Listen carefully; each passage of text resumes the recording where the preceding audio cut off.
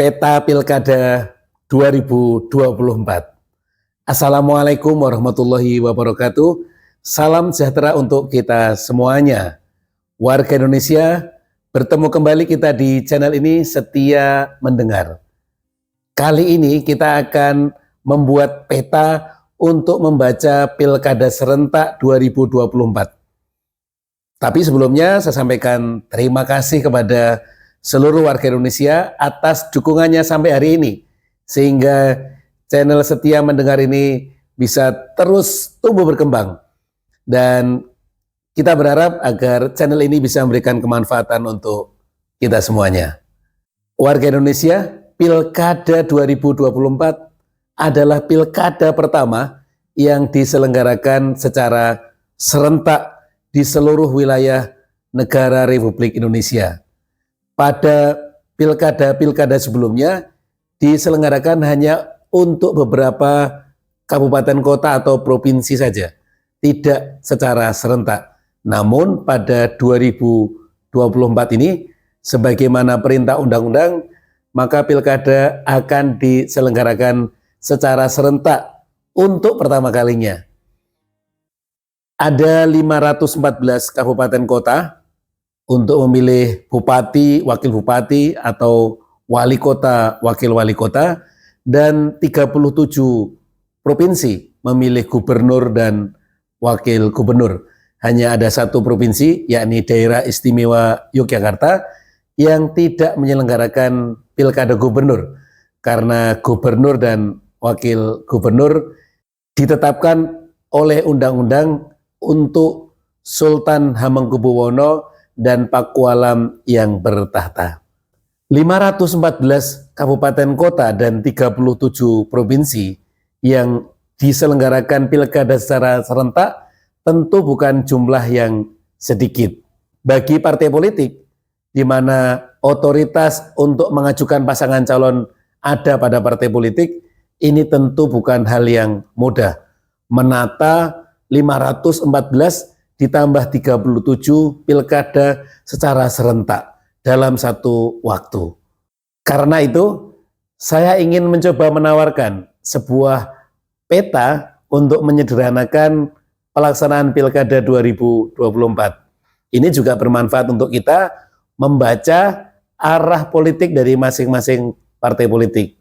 Karena bagaimanapun kita sebagai warga negara memiliki hak untuk mendapatkan calon-calon pemimpin terbaik yang akan menjadi kepala daerah di tempat kita masing-masing, baik bupati, wakil bupati, wali kota, wakil wali kota, maupun gubernur dan wakil gubernur.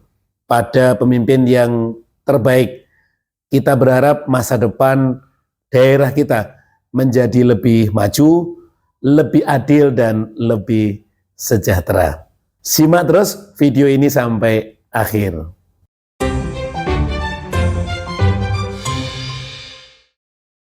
Warga Indonesia, secara umum setiap partai politik kontestan pemilu tentu menginginkan untuk memenangkan pilkada di semua tempat, sapu bersih. Tetapi tentu kapasitas partai politik berbeda-beda. Ada yang mampu mengcover sekian ratus tempat, ada dalam jumlah yang lebih kecil dari itu. Karenanya, mesti partai politik membuat skala prioritas, dari prioritas utama, menengah, dan kecil. Ada daerah yang menjadi prioritas dan ada daerah yang akan dilepas. Karenanya, untuk mempermudah, saya akan membuat 3 kategori. Dan untuk membuat kita menjadi lebih mudah juga, saya coba menggunakan warna pada lampu lalu lintas atau traffic light, merah, kuning, dan hijau. Warga Indonesia, sebagaimana kita sampaikan tadi bahwa semua partai politik pasti ingin sapu bersih, tetapi tentu kemampuannya berbeda-beda. Mengapa partai politik perlu sapu bersih menang Pilkada 2024? Setidaknya ada 2 alasan. Yang pertama, alasan normatif, karena perintah undang-undang, tugas partai politik adalah menghadirkan kader-kader terbaik untuk mengisi pos kepemimpinan publik. Dalam hal ini adalah kepala daerah. Kepala daerah hanya bisa diikuti oleh dua jalur. Yang pertama adalah jalur individu atau independen dengan dukungan tertentu dari warga masyarakat dibuktikan dengan dukungan KTP, dan jalur yang biasa ditempuh adalah jalur melalui partai politik, di mana pasangan calon diusung oleh partai politik atau gabungan partai politik. Ini yang pertama. Yang kedua, setiap partai politik punya kepentingan untuk memenangkan pilkada karena kepentingan politis atau kepentingan elektoral. Dan perlu diketahui bahwa momentum pilkada serentak 2024 pada bulan November adalah momentum elektoral terakhir sebelum 5 tahun mendatang kita akan melaksanakan pemilu legislatif dan pemilu presiden. Artinya ini adalah waktu konsolidasi politik terakhir yang dimiliki oleh partai politik menjelang Pilpres dan Pileg 2029. Karenanya partai politik pasti merasa memiliki kepentingan untuk terlibat secara intens dan memastikan calon-calon yang didukungnya menang pada Pilkada serentak 2024. Warga Indonesia, kita mulai saja. Peta warna hijau adalah daerah-daerah di mana menjadi basis dari masing-masing partai politik. Pada daerah basis ini, prioritas utama partai politik adalah mempertahankan diri agar tidak kecolongan, agar tidak direbut oleh partai yang lain, yang tentu juga punya kepentingan untuk menjadikan daerah tersebut sebagai basis baru. Kita bisa ambil contoh misalnya PKS yang menjadikan Jakarta sebagai salah satu basisnya. Karenanya PKS buru-buru mendeklarasikan pasangan calon Anies Baswedan bersama dengan kader PKS Sohibul Iman. Perkara ini adalah strategi yang tepat atau bukan, ini soal yang lain. Tapi bahwa Jakarta adalah daerah basis bagi PKS, artinya daerah warna hijau, ini adalah sebuah keniscayaan. Karena memang PKS selama ini menjadi jawara, bergantian dengan beberapa partai pemenang Pilpres. Tapi PKS selalu 2 besar atau minimal 3 besar di Jakarta. Ambil contoh yang lain, misalnya Banten bagi Golkar adalah daerah basis. Karenanya Banten harus dipertahankan oleh Golkar. Menempatkan Airin Rahmi sebagai bakal calon gubernur Banten adalah bagian dari upaya Golkar untuk mempertahankan basisnya. Demikian juga ketika Golkar ngotot untuk mempertahankan Ridwan Kamil di Jawa Barat. Ini adalah bagian dari menjaga peta hijau bagi Golkar. Masing-masing partai bisa memulai dari wilayah terkecilnya, yakni kabupaten kota, di mana masing-masing partai yang memiliki basis pasti akan menempatkan kader terkuatnya untuk diusung di kabupaten kota tersebut. Daerah hijau bagi setiap partai tentu berbeda-beda jumlahnya. PDIP di Jawa Tengah, Golkar di Sulawesi, di Sumatera, Banten, Jawa Barat, kemudian Gerindra sebagai partai pemenang Pilpres tentu ingin menambah daerah basisnya. Selain beberapa daerah yang selama ini Gerindra telah menempatkan kadernya sebagai kepala daerah.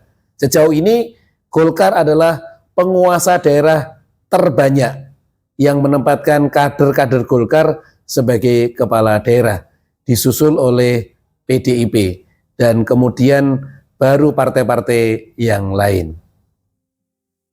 Nah, selain daerah warna hijau tentu ada warna yang lain. Warga Indonesia dari 514 kabupaten kota dan 37 provinsi tentu tidak bisa diberi warna hijau semuanya oleh masing-masing partai politik. Bahkan untuk partai terbesar sekalipun sebagaimana PDIP dan Golkar ataupun Gerindra, tidak semua daerah bisa dikuasai. Ada daerah-daerah yang menjadi basis dari partai yang lain. Itulah warna kuning, di mana bukan menjadi basis dari partai politik, tetapi menjadi daerah incaran, daerah ekspansi yang terbuka peluangnya bagi partai politik tertentu untuk masuk di tempat itu. Sejauh ini, dugaan saya, daerah kuning paling besar adalah yang dimiliki oleh Gerindra. Karena Gerindra belum memiliki petahana atau basis yang cukup kuat, tetapi Gerindra memiliki peluang karena hari ini ketua umumnya adalah presiden terpilih untuk melakukan ekspansi besar-besaran. Ada banyak cara yang bisa dilakukan oleh partai politik pada daerah-daerah kuning ini. Pertama, bisa dengan memilih figur terbaik, terkuat di daerah tersebut untuk diusung. Istilah kata memberikan jas atau memberikan seragam kepada figur tertentu yang kuat di daerah tersebut untuk maju menjadi calon kepala daerah. Atau juga dengan berkoalisi bersama dengan partai-partai yang kuat di daerah tersebut, atau partai-partai yang menjadikan tempat tersebut sebagai daerah hijaunya. Kita bisa ambil contoh misalnya pada kasus Gerindra pada Pilkada Sumatera Barat, di mana kita ketahui bahwa Sumatera Barat adalah salah satu daerah basis bagi PKS. Kader PKS, Mahyeldi adalah gubernur petahana di Sumatera Barat. Menyadari kondisi ini, Partai Gerindra kemudian membangun koalisi bersama dengan PKS dan menyodorkan kader mudanya untuk menjadi calon wakil gubernur. Mahyeldi terpaksa menghentikan koalisi dengan wakil gubernur selama ini dan memilih calon yang diajukan oleh Gerindra tersebut. Ini adalah salah satu modus untuk melakukan ekspansi di daerah-daerah berwarna kuning, yakni berkoalisi dengan partai-partai yang menjadikan daerah tersebut sebagai basis atau pemilik wilayah. Nah, bagaimana dengan daerah yang tidak hijau dan tidak kuning? Mari kita simak lebih lanjut. Warga Indonesia, selain daerah hijau yang menjadi basis partai politik dan daerah kuning yang menjadi daerah target untuk melakukan ekspansi bagi setiap partai politik, ada daerah yang berwarna merah. Daerah merah kira-kira daerah dengan pertarungan yang sangat keras bagi partai politik, di mana partai politik tersebut tidak memiliki cukup energi yang kuat, tidak memiliki basis yang cukup kuat, tidak memiliki kader yang cukup kuat, tidak memiliki figur yang cukup kuat. Pada daerah-daerah yang seperti ini, apa yang bisa dilakukan oleh partai politik? Tentu, setiap partai politik ingin memiliki saham atas calon kepala daerah yang diproyeksikan kuat di tempat tersebut. Maka strategi pertama yang bisa dilakukan oleh partai politik adalah ikut berkoalisi dengan calon terkuat. Ini hal pertama.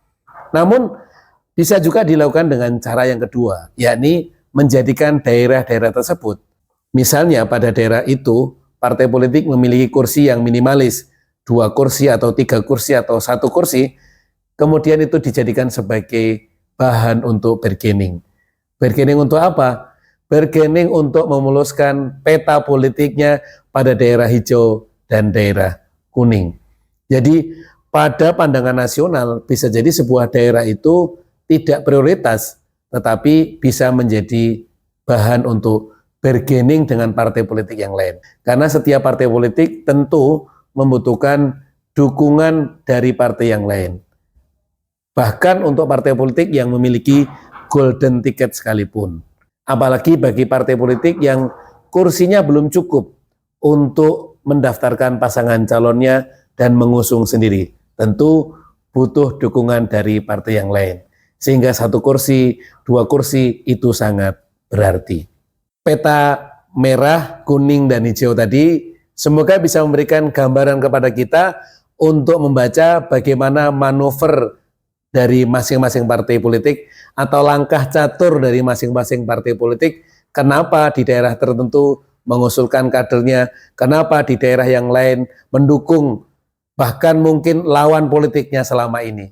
Karena kita harus membacanya secara komprehensif dan masing-masing partai politik memiliki prioritas daerah berupa daerah basis atau hijau, daerah ekspansi atau kuning, dan daerah yang akan ditinggalkan tidak menjadi prioritas atau merah. Tapi bahkan yang merah ini pun bisa diolah sebagai bargaining politik untuk memuluskan daerah hijau dan kuningnya. Apapun itu, tetapi sekali lagi kita berharap agar proses demokratisasi kita ini berjalan dengan baik. Partai politik tetap berkomitmen untuk menyuguhkan kader-kader terbaik, figur-figur terbaik sebagai calon kepala daerah yang pada akhirnya nanti akan kita pilih di TPS untuk mendapatkan legitimasi dari rakyat menjadi kepala daerah di tempat kita masing-masing. Salam demokrasi. Assalamualaikum warahmatullahi wabarakatuh.